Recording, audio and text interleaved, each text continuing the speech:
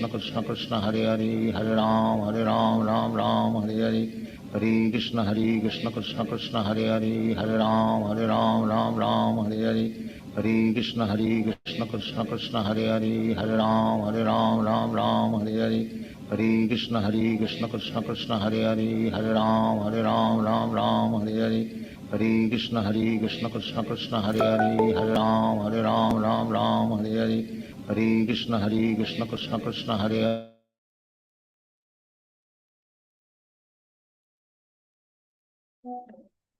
The Krishna devotees, please accept my humble obeisances. All goes to Sri Prabhupada and Guru Maharaj.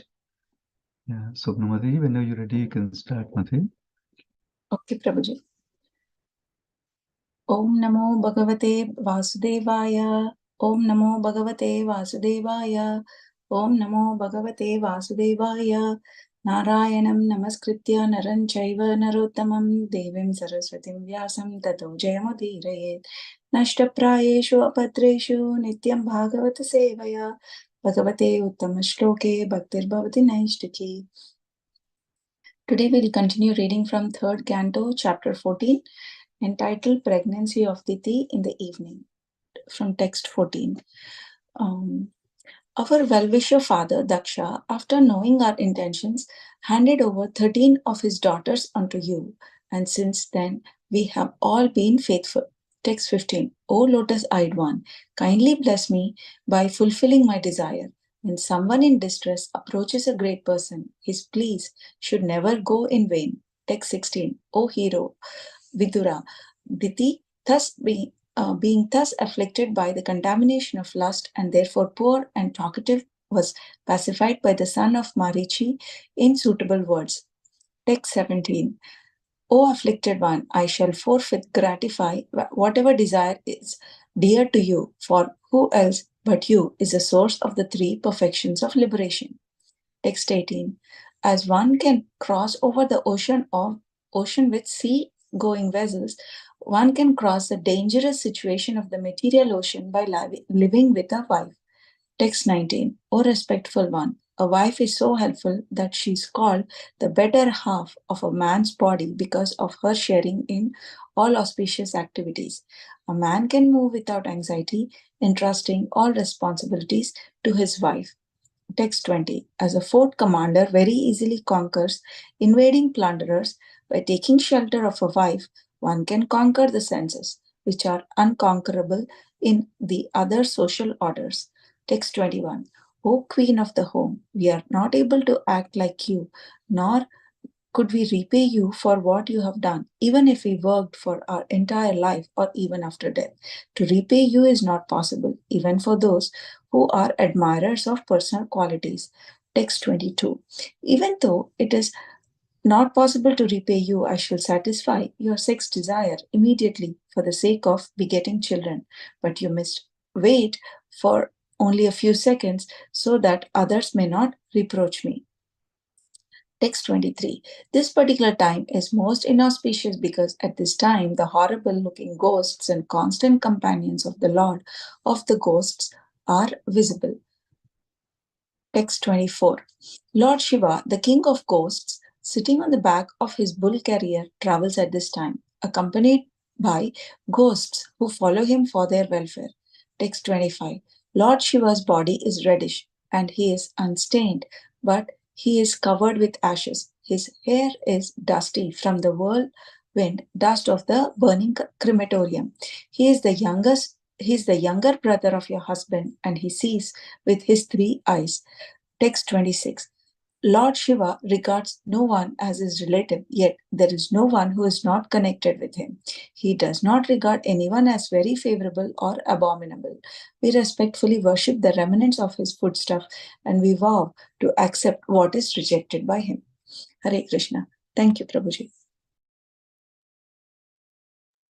Thank you so much, Mataji. Yeah. Aradhya Madhavi, whenever you're ready, you can start, Mataji. Prabhu, can you hear me clearly? Yeah, I can hear you, but your voice is low for me. What about now? Yeah, little better. I don't know, whatever you can do. If you come closer or something, otherwise okay. I'll try something else. Sorry, Prabhu. What about now? Yeah, I think this is similar for me, but I can still hear you. Yeah, What about now? yeah.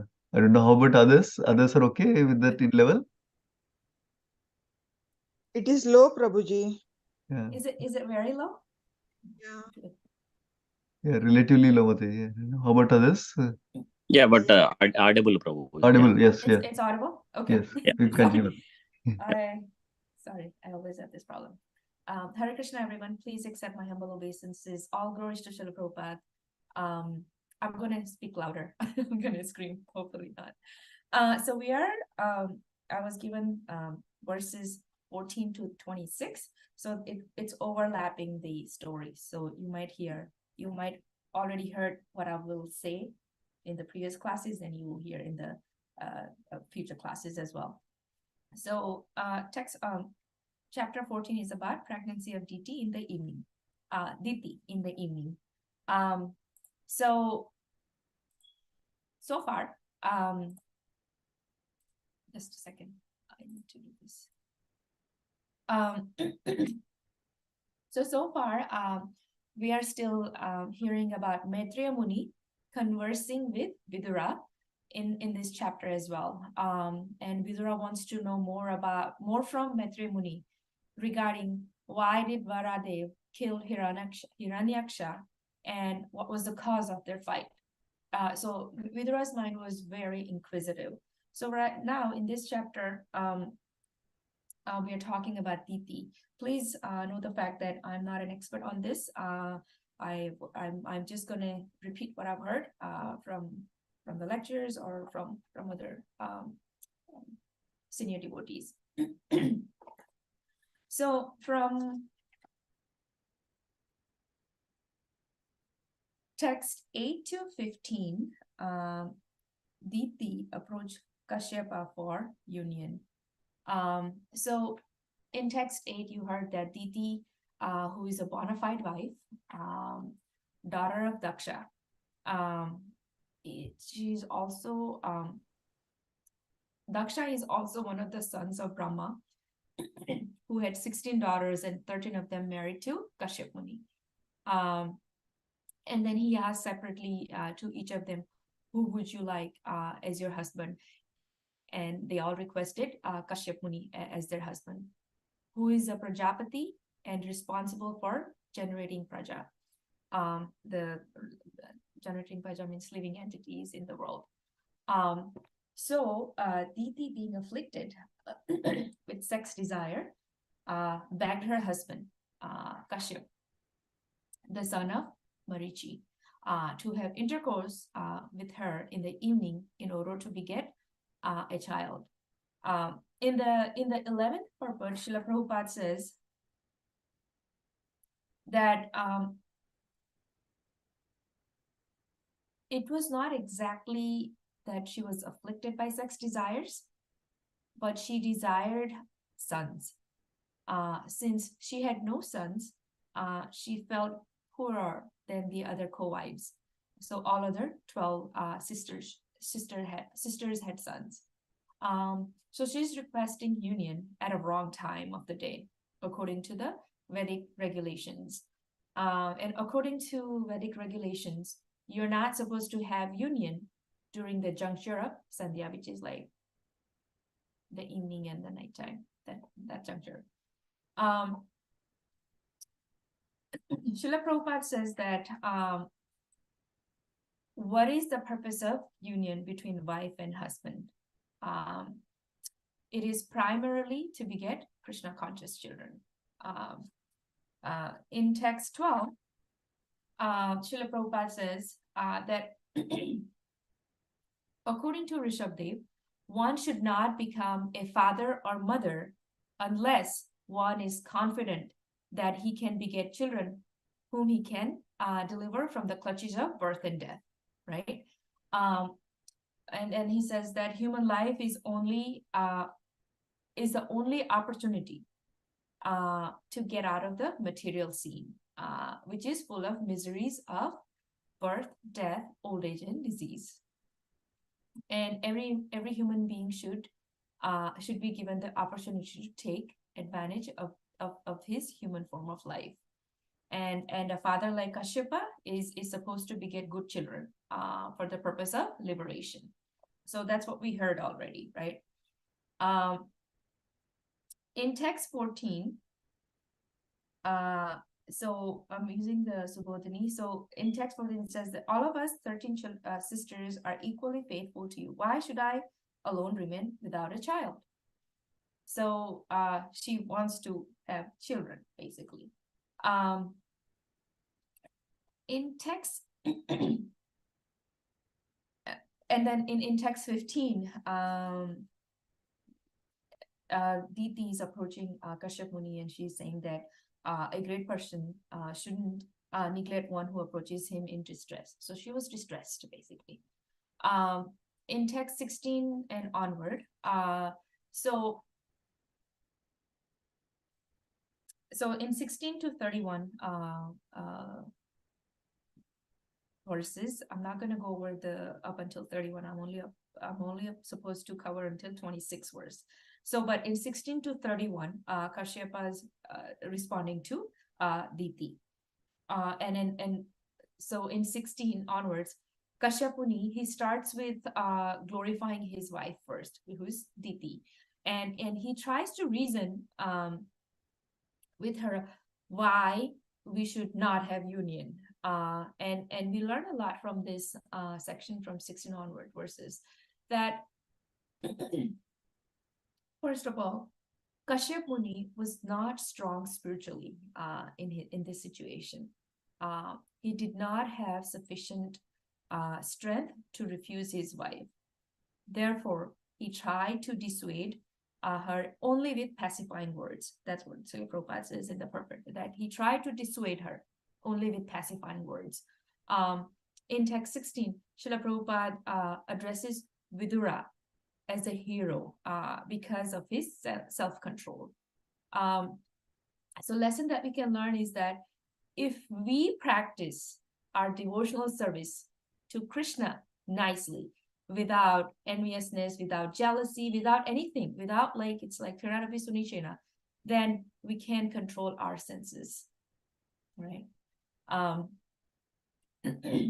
in text 17 to 21, Kashyapa is glorifying his wife, Diti. So we can learn some of the things from here. Some of the lessons that we can learn from this section are as follows. So one is that a husband and wife need to cooperate to advance in spiritual life, in Krishna consciousness. That is the main purpose of married life. If they are not cooperating, then a husband will look for someone else for satisfaction in relationship with others. As we see in Kali Yuga, in married man and a married woman, not all, some, they associate freely with other women, other man or other women, without any reasons. Nowadays, we see stuff like that happening in religious and spiritual institutions as well. I'm not generalizing. I'm just generally saying this statement. So women are not chaste to their husband, and husband is not chaste to their wife. So stuff like that happens, and we see it with our own eyes. In the second lesson is that Grahastha ashram, out of the 4 ashramas, which are, what are the 4 ashramas? Brahmacharya, Grihastha, Vanaprastha, and Sannyasa ashrams. So one of the main thing Grihasthas can do is that they have protection or have an advantage. Others in Brahmacharya, like they are forbidden to have sex. And same thing with Vanaprastha and Sannyasa ashram. And they can control their senses only if they have very strong spiritual life and mercy of their spiritual master. Other lesson, as Grihasthas, those who are Grihasthas, you have the responsibility to take care of other ashramas, because they are focused on advancing in spiritual life. And they are trying to give spiritual knowledge to others. So we support them. So as Grihastha, we need to support them. That's how all ashramas can live together nicely, supporting each other. So everybody has their advantage. Other lesson is that a wife can appreciate the quality of her husband, and a husband can appreciate the quality of his wife, but in relation to Krishna, and then they should understand each other, or they should cooperate in a way that how we can progress in Krishna consciousness. That should be the goal. Text 18 is the purport to read. We'll go over it. We'll read it together today, because it's a short section. In text 20, Srila Prabhupada says that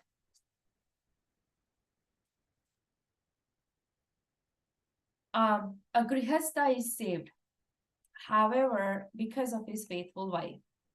Sex life is the cause of material bondage, and therefore it is prohibited in 3 ashramas and is allowed only in grihastha ashram. And as I said before, it says in the purport that the grihastha is responsible for producing first qualities brahmacharis, vanaprasthas, and sannyasis. So grihastha has a very big responsibilities.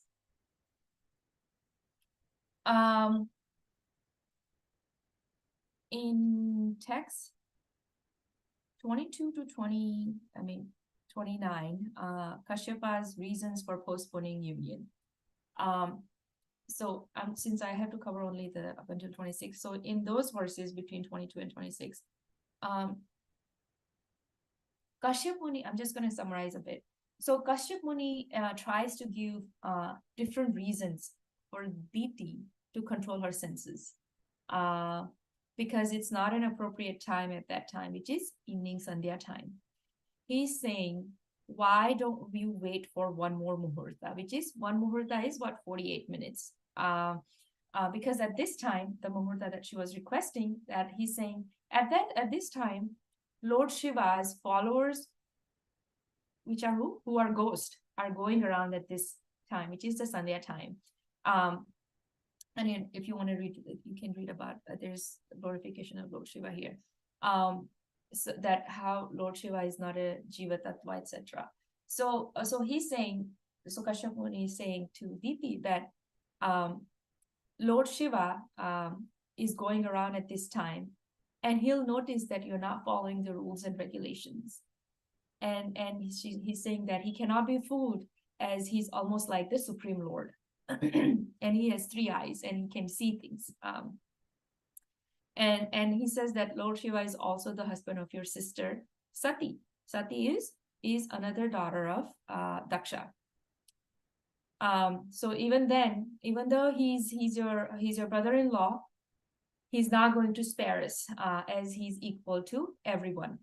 And because he's one of the 3 controllers of the universe, he's equal to everyone, and he gives appropriate punishment to everyone.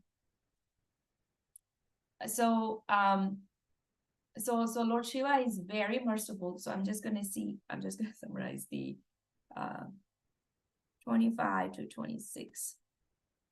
So as we know, Lord Shiva is very merciful to ghosts, and ghosts they don't have gross body at all. They have subtle body only, and because they worship Lord Shiva,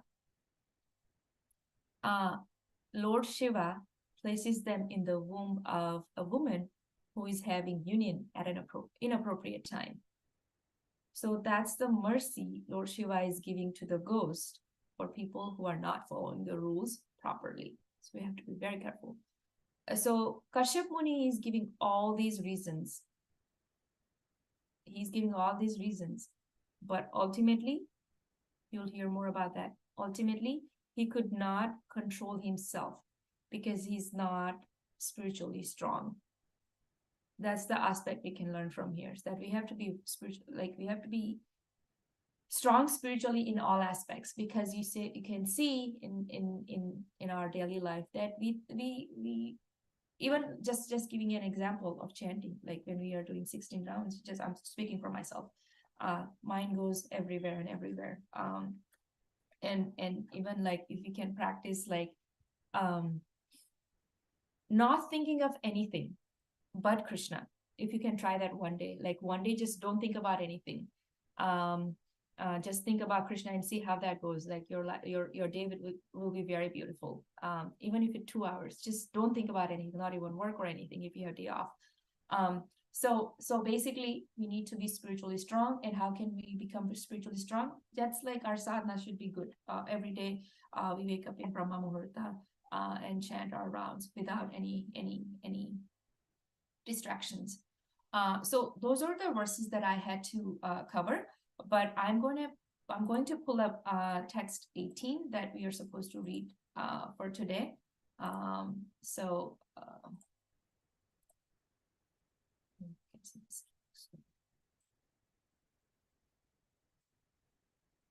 And if you would like, if anybody would like to volunteer, please feel free. Otherwise, I will read. Anybody would like to volunteer to read?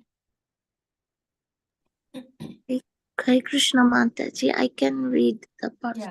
Yeah. Please read the translation, and somebody else can read the purport.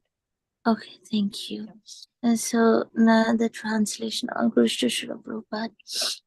As one can cross over the ocean with sea-going vessels, one can cross the dangerous situation of the material ocean by living with a wife.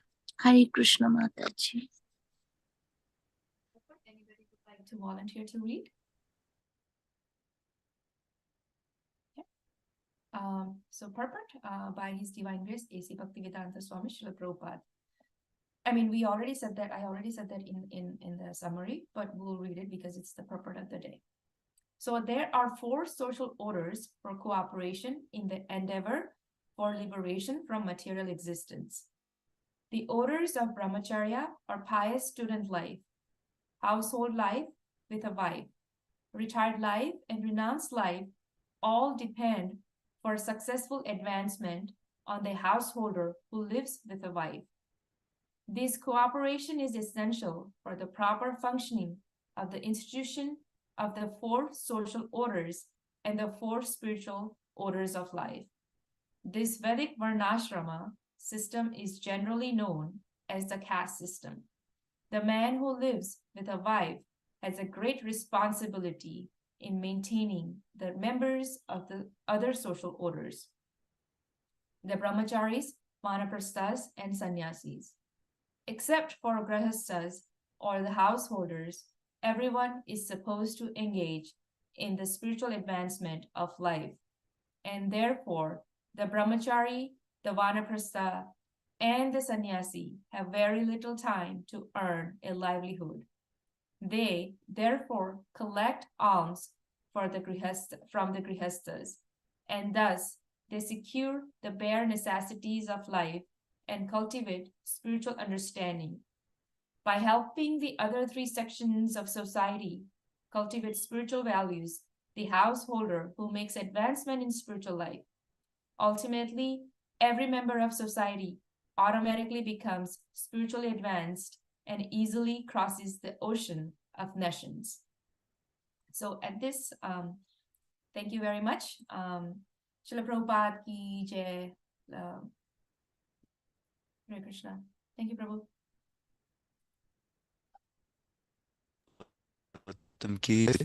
Words of obeisance to all the devotees.